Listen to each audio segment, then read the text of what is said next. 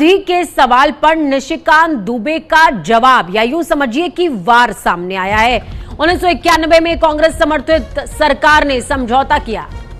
78 साल से कश्मीर पर पाकिस्तान से लड़ाई चल रही है। कांग्रेस ने वोट बैंक के लिए धोखा नहीं किया। विदेश मंत्री एस जयशंकर के बयान को लेकर लगातार कांग्रेस सरकार पर हमले कर रही है। इसको लेकर अब बीजेपी सांसद निशिकांत दुबे ने मोर्चा संभाला है। राहुल गांधी पर पलटवार किया। उन्होंने कहा 1991 में कांग्रेस समर्थित सरकार ने समझौता किया, क्या यह देशद्रोह नहीं है? कांग्रेस ने क्या वोट बैंक की राजनीति के लिए धोखा नहीं किया? मुझे लगता है कि भारत सरकार को इसके खिलाफ देशद्रोह का मुकदमा चलाना चाहिए। ये 1991 का डॉक्यूमेंट है। जयशंकर जी उस वक्त तो कहीं न कहीं छोटे अधिकारी रहे होंगे। सवाल ये हमारी सरकार और आपकी सरकार का नहीं है। सवाल ये है कि 1947 से पाकिस्तान को हम आतंकी राष्ट्र मानते हैं।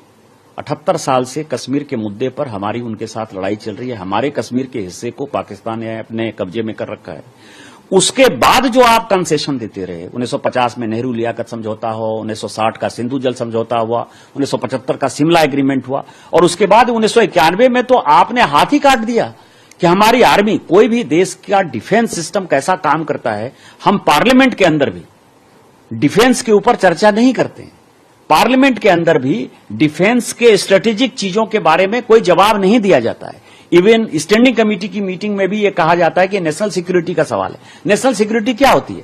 यहां तो आपने हाथ काट के 1991 में जब आप सरकार को समर्थन दे रहे थे, माननीय चंद्रशेखर जी की सरकार को, और 94 में जब नरसिम्हा राव की सरकार थी तब ये इंप्लीमेंट हुआ।